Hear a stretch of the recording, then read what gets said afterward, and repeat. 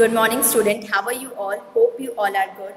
So today I'm going to teach you a poem, the second poem from your book First Flight, that is A Tiger in the Zoo, Leslie Norris, written by Leslie Norris. And this poem is given in your chapter number 2, that is the Nelson Mandela, A Long Walk to Freedom. So I think and I hope you all will connect with this poem because it is very beautiful poem by Leslie Norris. So basically in this poem we have seen two contrasts. So one is the situation when a tiger kept in the zoo with the tiger who is living in its natural habitat. Alright, so let us begin with the poem, then we will discuss the poetic device that have been used in this poem. Alright. First, we have seen this blue box.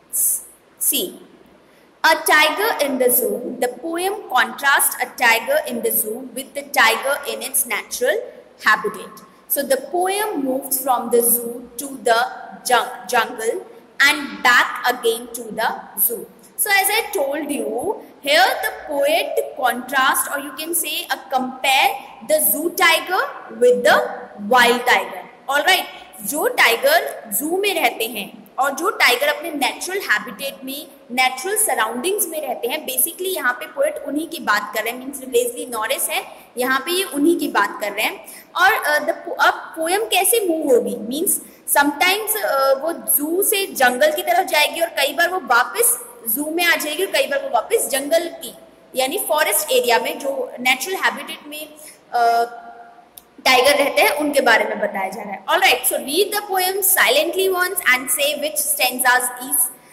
stanzas speak about the tiger in the zoo and which ones speak about the tiger in the jungle. Alright, तो let's see कि अब stanza wise हम इसको पढ़ते हैं और कौन से स्टेंजा में हम देखेंगे कि जू के टाइगर के बारे में आ रही है और कौन से स्टेंजा में हमें वाइल्ड जो टाइगर है उसके बारे में बताया जाए जो अपने नेचुरल हैबिटेट में रहता है, नेचुरल सराउंडिंग में रहता है.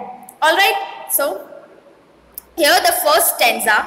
But a tiger in the zoo, he stalks in his vivid strips, a few steps of his cage on pads of velvet, quiet in his quiet race. So here सबसे पहले आप लोग ये देख लीजिए कि जो भी इसके हार्ड वर्ड्स हैं पहले आप वो देखिए. इस ग्रीन और ब्लू बॉक्स में आपको हार्ड वर्ड्स मिल जाएंगे और इसे आप अपने कॉपीज में, नोटबुक्स में भी लिखेंगे. Okay, so here the stalk means follow. Vivid means intensely deep or bright in color.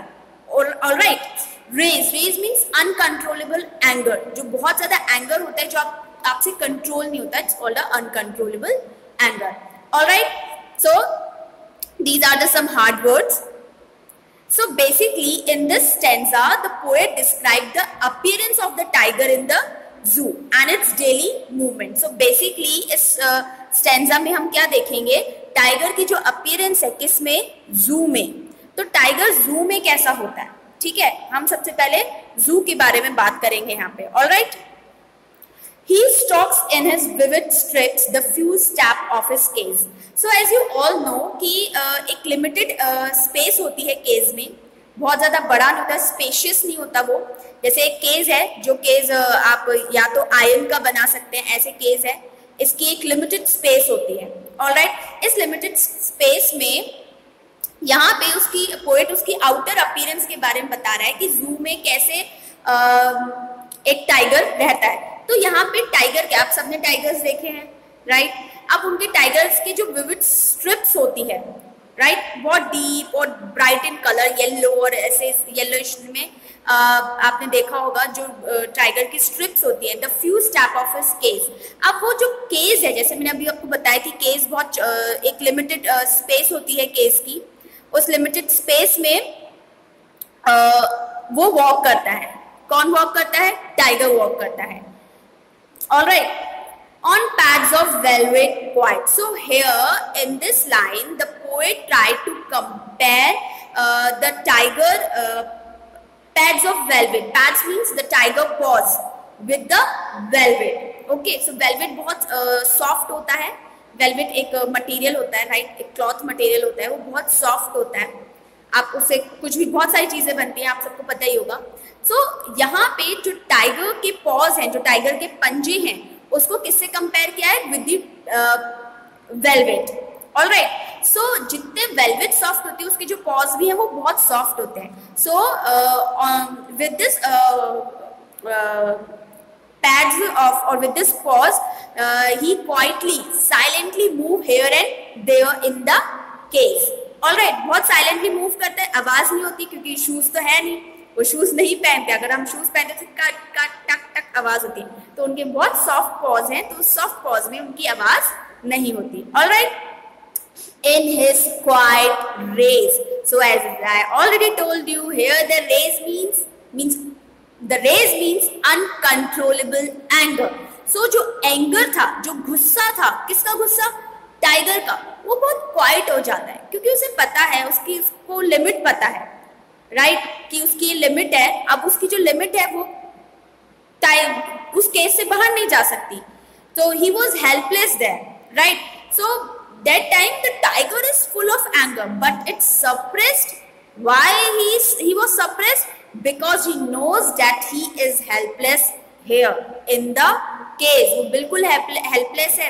अगर वो कुछ ट्राई भी करेगा अपना रेस शो करने के लिए, अपना एंगर शो करने को, because tiger it's like a very ferocious animal की गिनती में आता है. बहुत फिरोशियस है, बहुत एंगर होता है उसमें, बट वो वहाँ पे केज में वो शो नहीं कर सकता because he new very well कि वो वहाँ पे क्या है? हेल्पलेस है. Alright, Alright, now come to the next stanza, the second stanza. He should be lurking in shadow, sliding through long grass near the water hole where plump deer passed. So first see the meaning, the hard words. Okay, so the lurking. So here the lurking means remaining hidden so as to wait in ambush. So here the word ambush. Ambush means fight. Alright, or you can say a lurking means remaining hidden so as to wait in someone or something. Alright, for someone or something. Clear? So he should be lurking in shadow. Lurking means hide himself. Okay, so here he means tiger. Tiger क्या करता है? खुद को किस में कर लेता है? एक शेडो में छुपा लेता है. ऑलराइट, एक शेडो में खुद को छुपा लेता है. स्लाइडिंग थ्रू द ग्रास वगैरह होती है उसके बिहाइंड, वो खुद को छुपा लेता है. Because in this stanza the poor tiger should have been in its natural habitat, that is in the wild forest. Alright, so here the poet says that under normal condition the tiger would have been moving in the darkness of the night, not in the clear daylight. Alright, but on the other hand, जब tiger किस में होता है? Cage में होता है. तो वो डे लाइट में भी होता है, नाइट में भी उसी केज में होता है. बट जब हम टाइगर के नेचुरल हैबिटेट के बारे में बात करेंगे तो तब टाइगर कहाँ पे होता है? वो डे लाइट में नहीं निकलता. जब वो अपना शिकार करने या प्रे फाइंड करने जाता है तो वो नाइट में निकलता है, डे लाइट में कभी नहीं निकलता. Alright, and it would have been laying in the shadow of the trees or hiding itself behind the long grass so that its prey will not be able to detect its movement. Alright, so that is very important. तो क्या होता है कि वो खुद को छुपा लेता है, हाइड कर लेता है ग्रास के पीछे, ट्रीज के पीछे, तो जो उसका प्रे होता है. So here the word PREY, prey. Prey मतलब जो भी उसका विक्टिम होता है, शिकार होता है, राइट, जिसको भी वो शिकार बनाना चाह रहा है उसे प्रे. सो यहाँ पे PREY प्रे तो आपको बता दिए शिकार होता है, और PRAY प्रे मतलब हम प्रार्थना करते हैं, वर्शिप करते हैं. Alright, so in these both the words are different. Okay, तो आप थोड़ा कंफ्यूज मत हो जाइए, नॉर्मली स्टूडेंट्स हो जाते हैं, that's why मैंने आपको यहाँ पे क्लियर कर दिया है कि PREY प्रे और PRAY प्रे क्या है. Alright, सो अब यहाँ पे क्या होता है, वो अपने जो भी उनका प्रे होता है उसको फाइंड करने के लिए वो खुद को इस तरीके से लर्किंग मतलब छुपा लेते हैं in the shadow of some trees और behind the long grass. Alright, so that's why or thus he would laying there is expectation of a heavy feast. तो यहाँ पे उनकी एक्सपेक्टेशन हो जाती है, वो इस तरीके से लेते हैं कि उनको एक हैवी फीस्ट हो जाए, उनकी एक दावत हो जाए. Alright, so here the plump deer. Plump means fatty, बहुत अच्छा. ये फेवरेट जो टाइगर का फेवरेट प्रे होता है ना, वो कौन सा होता है? डियर, उनका फेवरेट होता है. तो वो प्लम्प डियर का वेट करते हैं, अच्छे हेल्दी फैटी डियर का वेट करते हैं अपना प्रे बनाने के लिए. Alright, so now come to the next stanza, the third one. He should be snarling around houses at the jungle edge, baring his white fangs, his claws, terrorizing the village. तो first हम देखते हैं कि hard words क्या कहते हैं. All right, so here the word snarling. Snarling means makes an angry warning sound.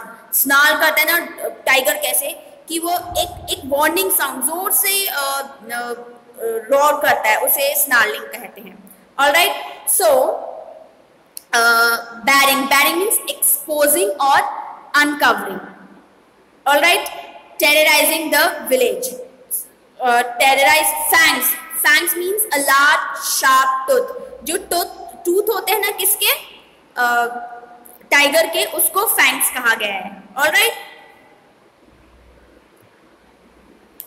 so he should be snarling around the house at the jungle edge. अब क्या होता है, यहाँ पे सपोज जंगल है, ये जंगल बना हुआ है, ठीक है. अब जंगल के एज पर यानी ये किनारा है और उसके बाद आपको यहाँ पे विलेज नजर आएंगे. तो टाइगर क्या करता है, अपने जंगल के एज पर आकर, इस जगह पर आकर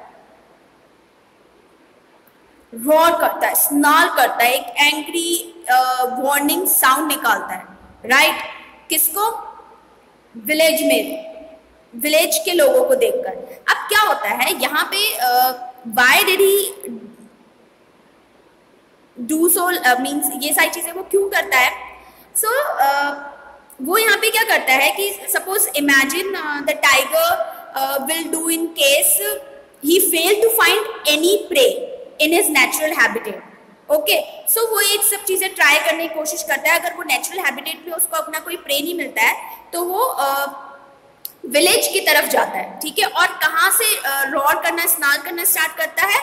अपने फॉरेस्ट के जो एज है वहां से वो स्टार्ट करता है. Alright, so at the jungle edge, bearing his white fangs, his claws, terrorizing the अब उसके जो अनकवरिंग, मतलब ऑब्वियस है कवरिंग्स तो होते नहीं है उसके फैंग्स वगैरह, अनकवरिंग फैंग्स है, उससे क्या होता है यहाँ पे शो करने की कोशिश कर रहा है कि उससे जो विलेज है वो टेररिज्म, मतलब उनमें आतंक फैल जाता है, वो डर जाते हैं कि नहीं ऐसा कुछ हो सकता है, टाइगर आ सकता है उनके एरिया में. So in this stanza, the poet here gives a hint that if we destroy the natural habitat of tiger, then they will be forced to turn to our towns and villages to find their food.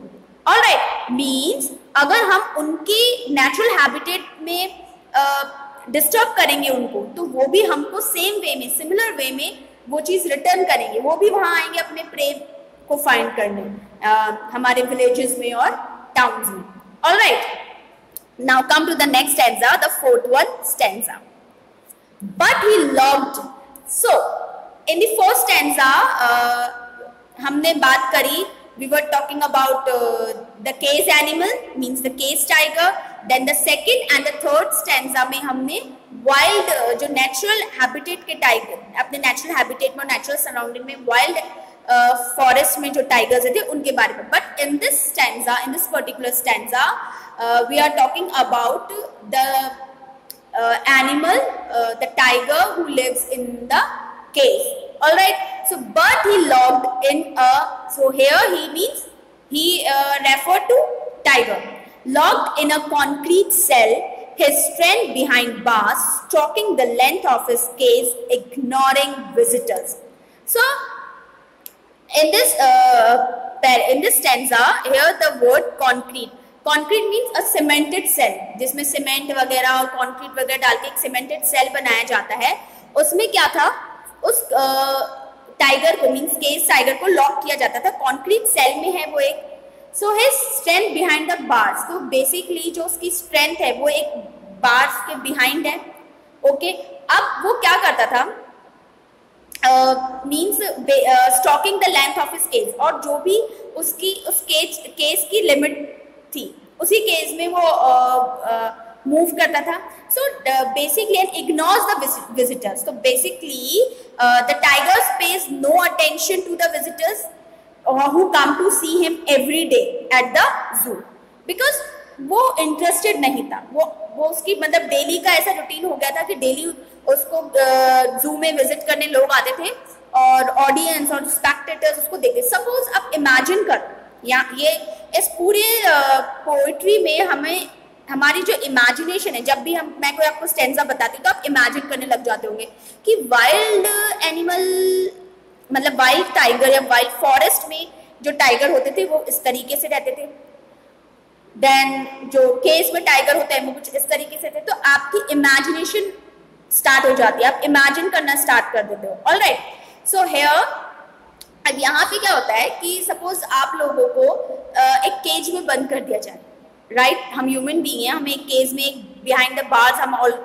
पूरा मतलब whole life आप भी कह सकते हो कि बंद रखा जाए, और आपको स्पेक्टेटर्स ऑडियंस मतलब लोग आपको देखने आ रहे हैं, ठीक है, कुछ बात कर रहे हैं और आप कुछ नहीं, आपके पास कोई पावर नहीं है, राइट. आप तो नारे भी नहीं लगा सकते.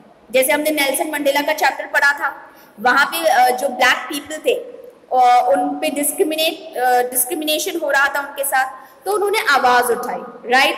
And then the Nelson Mandela became the first black president, उसका ही रिजल्ट हुआ. बट यहाँ पे जो एनिमल्स हैं जो केज में बंद होते हैं वो तो इस तरह की भी चीजें नहीं कर सकते. उनके लिए तो ऐसा होता है कि वो बिल्कुल हेल्पलेस हो जाते हैं, वो अब कुछ नहीं कर सकते हैं.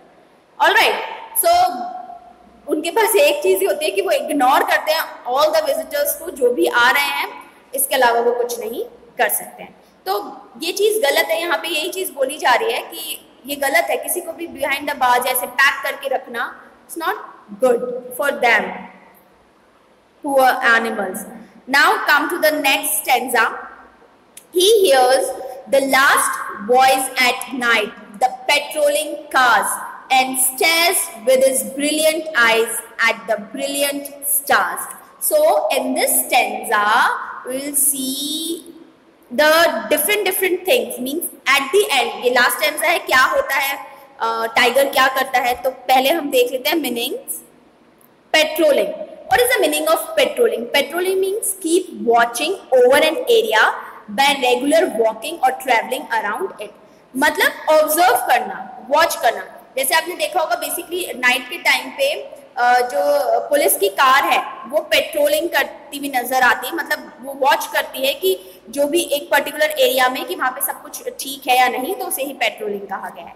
Alright, so at the night means in this stanza the poet described the daily routine of the tiger. Okay, कि टाइगर जो पूरे डे में he doesn't rest during the day because of the visitors, and at the night, first day की बात हो रही थी तो वो तब भी रेस्ट नहीं करता. एंड जब हम if we talking about the night, तो नाइट में भी he heard a lots of voice.